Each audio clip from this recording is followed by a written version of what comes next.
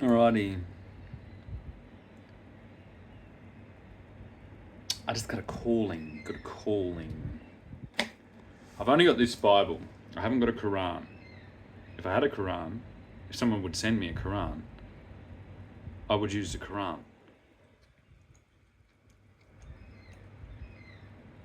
The source is the same.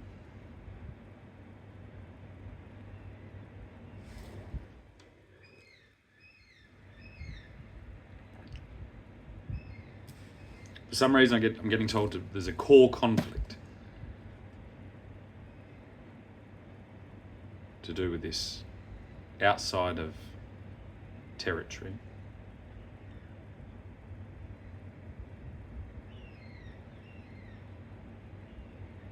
There's a statement that has been made.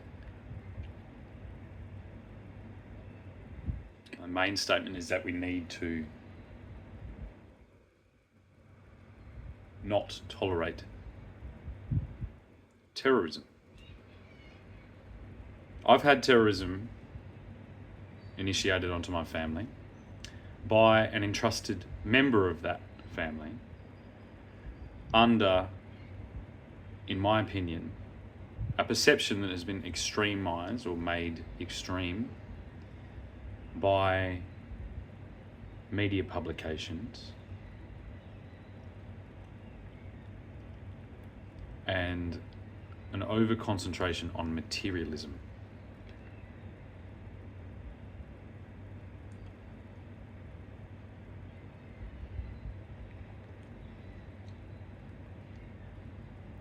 Materialism does apply to land.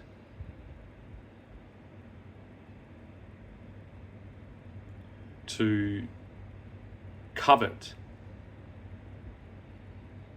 an individual piece of land above God is a sin. We are, by our very nature, as human beings, we are a migrating species. This is present in all our different manifestations of the colours, hair colour, hair tight, hair straight, or curly hair, or red hair, yellow hair, brown hair, no hair, hair on our skin, hair on our backs. We are a migrating species, and we are a diverse migrating species. So to covet land above individual, in the moment, unity with Allah or God is a sin and is in conflict with the Jewish people's ideals. The only reason I know I may have Jewish blood, if that's a thing, is by finding a book after my dad's passing, because he was not, well, I'll never know. For some reason, he didn't share that with me. And so far, that's all I know.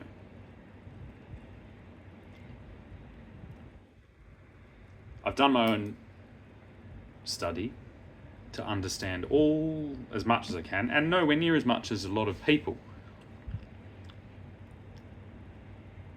But my only assumption is that my grandmother, my father's mother, was Jewish. I'm almost certain that my grandfather wasn't, although I could be wrong. They could have all been Jewish. That could have led my father to migrate. To migrate up to the mainland of Australia, to migrate to South Australia, to migrate to Singapore, to migrate to Malaysia, to migrate to Christmas Island, to migrate to Perth, Western Australia, to find a migrant, a daughter of migrants, of families of migrants that have migrated from Scotland and from Ireland with stories of their own, meeting, and a bit of a catastrophe that union was. But it birthed 2 children, and one of those children died tragically, which led the other child to combat a newly emergent cult in the form of the pharmaceutical industry and its black magic, sorcery. And the only solace I found from that was to look up to our night sky and find something that had been lost.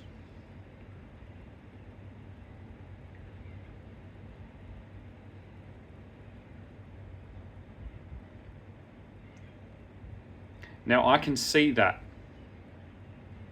sign in the sky from the entirety of Australia, I'm fairly sure. I haven't been to the far northern reaches.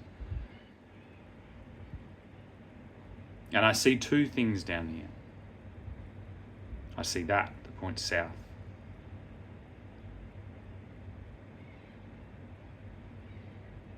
The crucifix points south.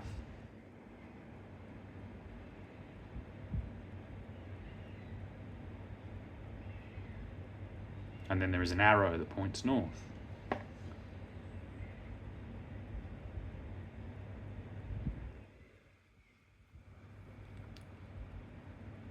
And that's all I see the majority of the time.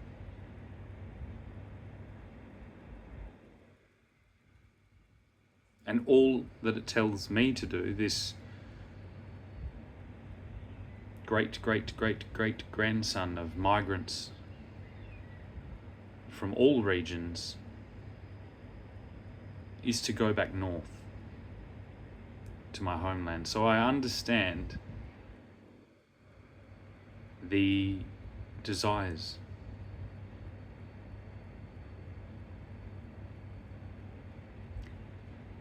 But the one thing I'm going back there with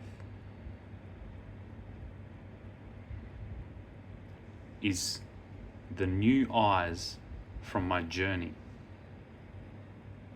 which includes seeing the destruction that these migrating ancestors of mine and their friends and relatives have caused to people who were living, in my opinion, in harmony with their landscape, in symbiosis.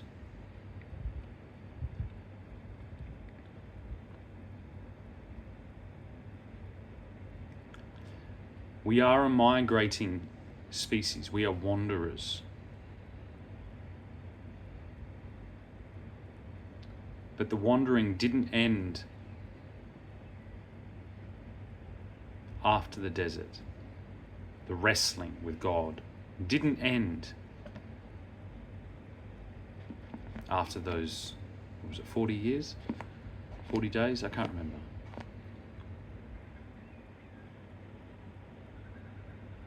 It kept going. And that is why there's representatives of the Jewish faith, or the Jewish tribe, in almost all regions on earth. Now, thank God, protected.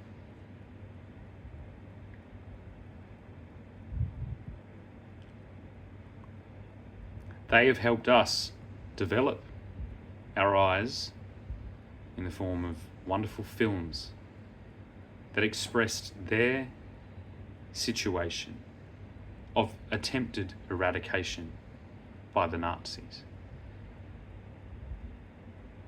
Eradication. I can joke about the Irish because it would be impossible to eradicate the Irish.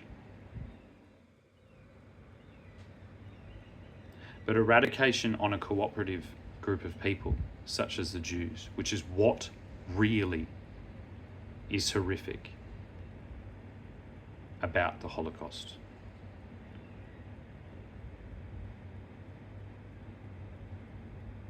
They assumed they were going to be treated in the same way that others had treated people in the past. But this concept of total eradication, and not just a concept, an outright quest, is so horrific. And they've expressed that so patiently, so tenderly, so stoically, so courageously, by not cowering away.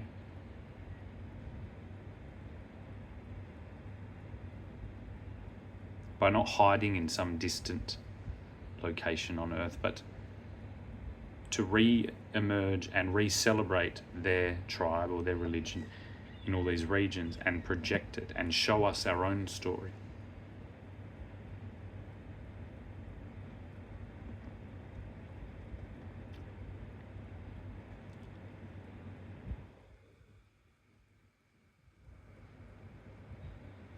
The only thing I can do now as I look north to my historic homeland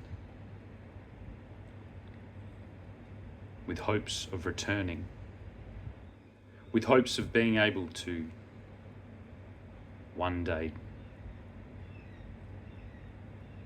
be there with my children, at least in some capacity, maybe in part-time capacity.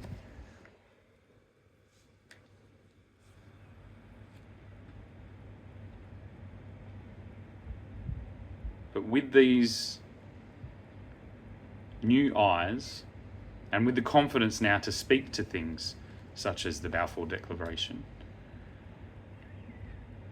and to take up the responsibility of creating this circumstance that's going on right now.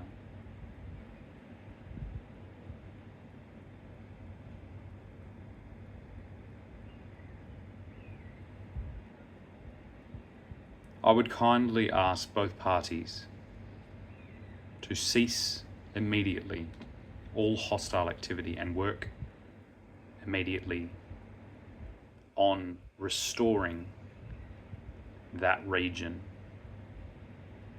as the first priority. And I mean restoring it.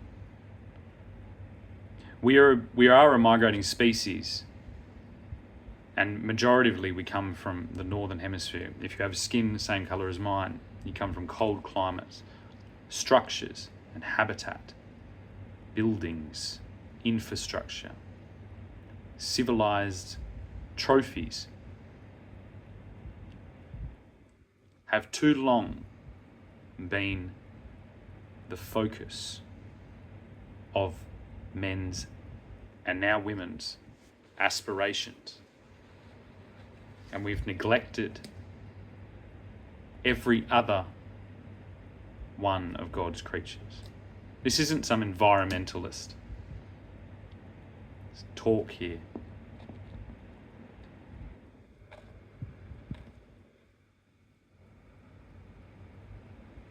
This is my version of reflection. I haven't yet trodden on the soil of Britain that my ancestors trod on and called home and protected and defended and civilized. But I have looked on the internet, thanks to all the wonderful innovators out there that have brought these technologies to me. And everywhere I look, I see sickness of the land. I no longer see buildings, and this is coming from someone who's built them. I spent a lot of time marveling at the wonders humanity can engineer and finance and inhabit and decorate.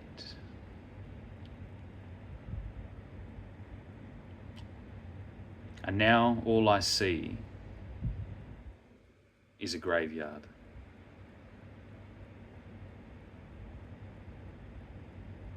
tombstones in weight of individuals hoping to stake their claim on the future by forging concrete and glass and metal higher and higher and higher and higher and higher and higher into the sky, to try and meet with our Maker. There's a story in here about it. I don't know whether the Quran has a similar story. It's called the Tower of Babel. And I think we've got enough towers for quite a long time. But what we don't have is trees.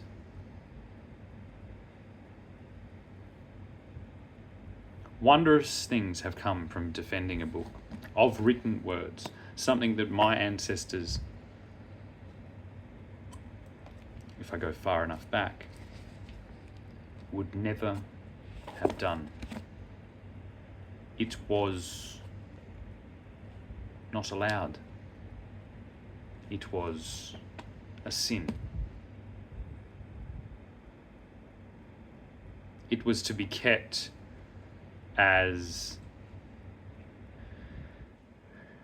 an ultimate display, and it was usually cast down in stone and usually without words, because when we have words, they can be stolen. When we protect this,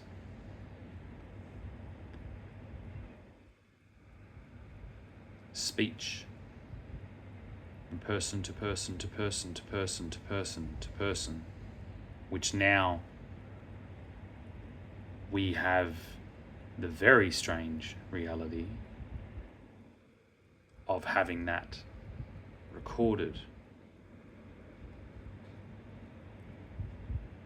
That is the structure that I see. And I appreciate the books that have led us here.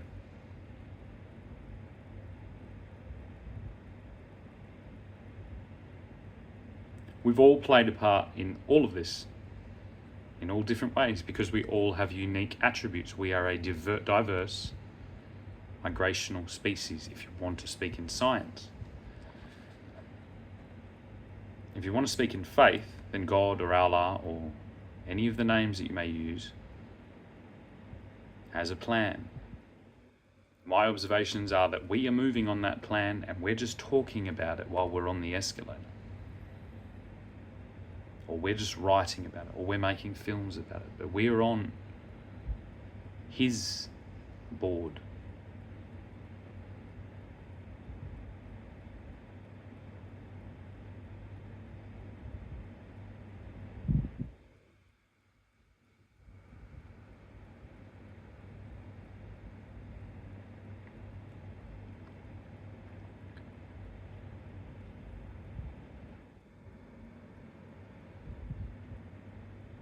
You have the focus of the world. And this is to Netanyahu. You have made your point. In my opinion, you've made your point as not the power, but as the underdog, because you are surrounded by an overwhelming force from that, in your eyes, opposing religion. In my eyes, as a lost little English boy 180 years away from home, hoping to return to plant some trees. I see you as the same entity trapped in an hourglass as the sand drips, drips, drips down.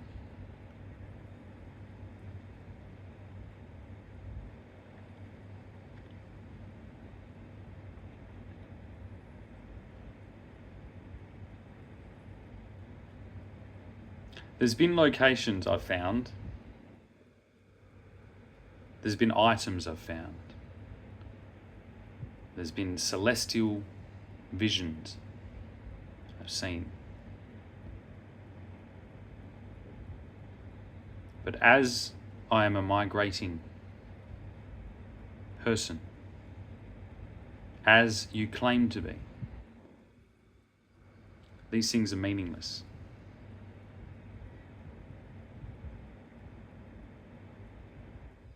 Because I can hear the voice to move.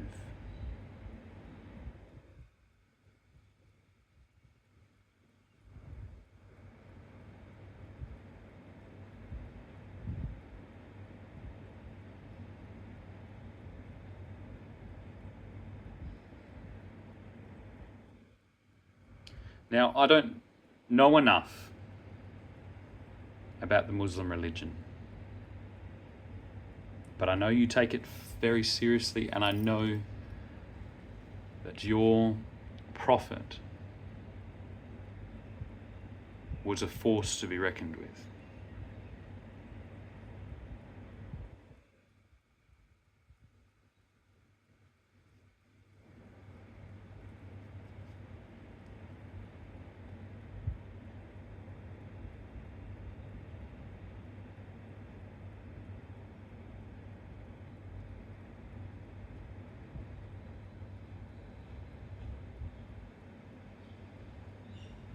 But he wasn't a force to be reckoned with with smartphones, with nuclear weapons,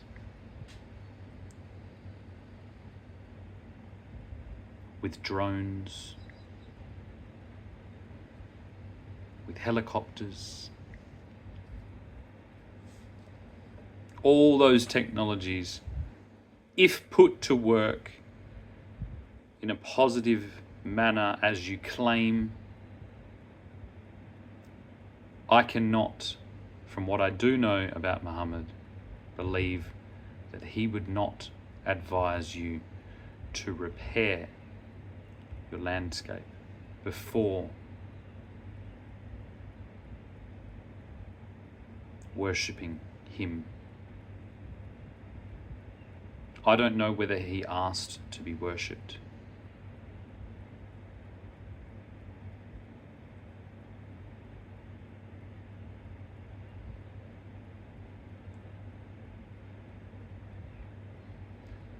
But what I can say is that would have been necessary in those days to do anything.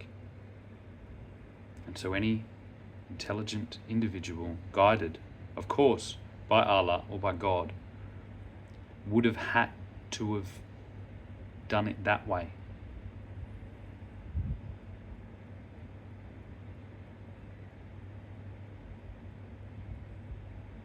To appease and to raise the spirits of his men, to achieve his goals. And somewhere there is a young boy who is getting ready to do exactly that, but it's not going to be in war. It is going to be in reclamation. And that is where your scholars should be. You need to understand the vision of what that place was in order to assist that young man's journey to restore the forests.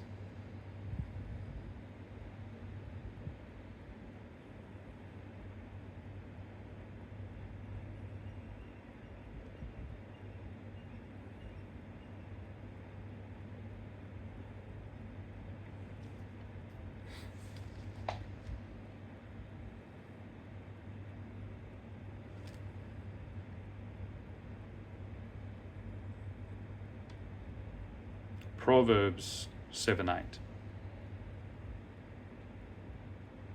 Listen, wisdom is calling out Reason is making herself heard. On the hilltops near the road and at the crossroads she stands. At the entrance to the city, beside the gates, she calls. I appeal to you all. I call to everyone on earth. Are you immature? Learn to be mature. Are you foolish? Learn to have sense. Listen to my excellent words, and I tell you this is right. What I say is the truth. Lies are hateful to me. Everything I say is true. Nothing is false or misleading. To those with insight, it is all clear. To the well-informed, it is all plain. Choose my instruction instead of silver. Choose knowledge rather than the finest gold. I am wisdom. I am better than jewels. Nothing you want can compare with me. I am wisdom and I have insight. I have knowledge and sound judgment. To honor the Lord is to hate evil. I hate pride and arrogance, evil ways and false words.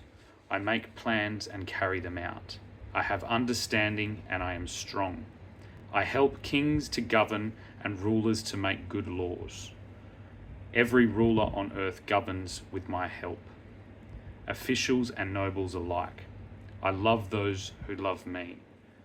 Whoever looks for me can find me. I have riches and honor to give, prosperity and success. What you get from me is better than the finest gold, better than the purest silver. I walk the way of righteousness. I follow the paths of justice, giving wealth to those who love me, filling their houses with treasures. The Lord created me, first of all, the first of his works long ago. I was made in the very beginning. At the first, before the world began. I was born before the oceans, when there were no springs of water. I was born before the mountains, before the hills were set in place, before God made the earth and its landscape, or even the first handful of soil. I was there when he set the sky in place, when he stretched the horizon across the ocean, when he placed the clouds in the sky, when he opened the springs of the ocean and ordered the waters of the sea to rise no further than he said. I was there when he laid the earth's foundations. I was beside him like an architect. I was his daily source of joy, always happy in his presence, happy with the word and pleased with the human race. Now, young people, listen to me. Do as I say and you will be happy. Listen to what you are taught. Be wise. Do not neglect it. Those who listen to me will be happy. Those who stay at my door every day, waiting at the entrance to my home. Those who find me find life, and the Lord will be pleased with them. Those who do not find me hurt themselves. Anyone who hates me loves death.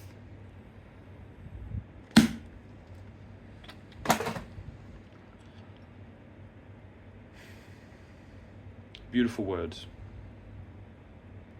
Beautiful words.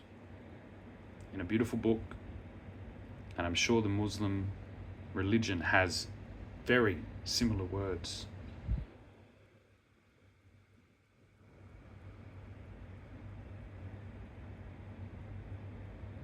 There are evil forces at the moment.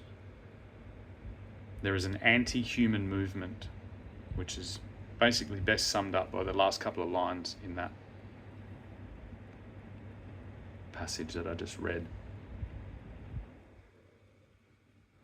To be anti-human, to be suicidal, is the final position to be expected if we look around and realize how much death and destruction we've brought to everything else. Especially if we have taken the lives of other human beings. The pain that causes leaves us suicidal. And so I send prayers to all those individuals from Israel that have taken life and sinned. And the same to those in Palestine.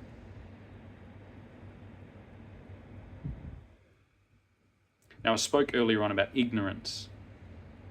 You have been ignorant. You've been following the word of your God and your prophets written down instead of listening to God in the moment. And he said to bring a female goat to sacrifice.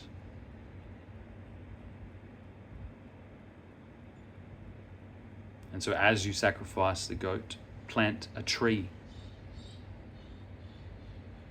Do not sacrifice on a stone altar.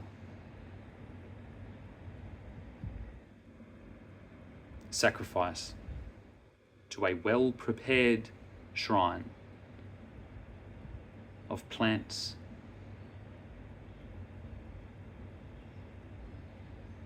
Pray for rain. Pray for guidance as you do this, and enjoy the sacrifice with your family. And speak of a future where rather than the sky, rather than the orbs in the sky, which will still be glorious and wonderfully seen from vantage points, all, abundant amount of them, but from underneath the canopy of a tree, to perhaps see birds hunting, to see butterflies, to see the return of all God's creatures that you have missed. Please charge. To get to the best view of the stars.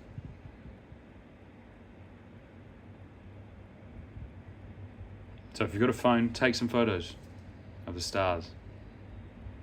You will always be able to see them. You can go out to the ocean and see them. You can stand on an oval playing field and see the stars. They will have new meaning when they're obscured by trees. I promise you. From his eyes, all landscapes on earth look terrible, sick and unwell, and they need to be healed.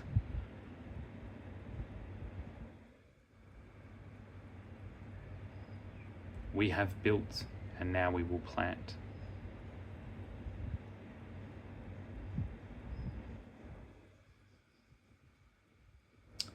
Thank you.